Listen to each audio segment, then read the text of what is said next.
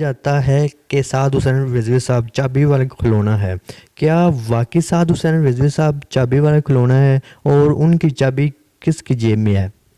سعد حسین رضوی کو چابی والا کھلونا کہنے والے کو ان کو شرم آنی چاہیے، کیونکہ باجوہ صاحب کو آرمی چیف لگا دیا تو بیان دے دیا آرمی چیف قوم کا باپ ہوتا ہے.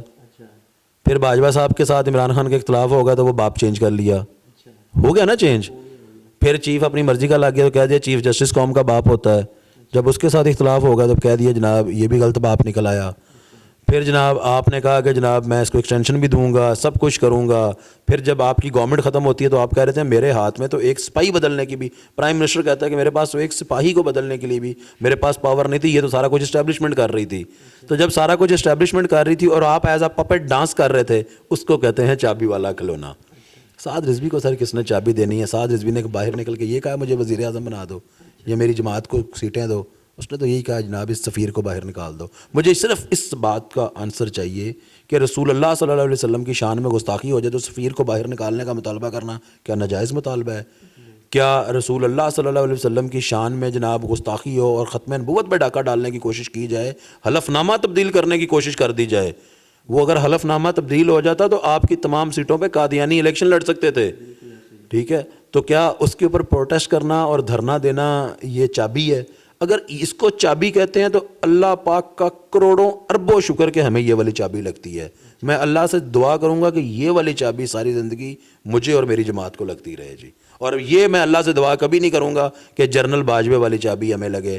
میں یہ دعا بھی کبھی نہیں کروں گا کہ جب جناب جنرل آپ کی حکومت چلے جائے تو آپ کہہ دیں کہ جناب میرے پاس ایک اس سرکاری گاڑی اور پروٹوکول کے علاوہ کچھ نہیں تھا، سارا ملک تو میرا باپ چابی والا میرا باپ جنرل باجوہ چلاتا تھا. پوری قوم مان رہی ہے نا جی. عدالتوں میں بھی یہی کیسز چل رہے ہیں. جنرل فیض حمید جناب سارا آپ سن رہے ہیں، تو پھر مجھے نام لینے پڑ جائیں گے.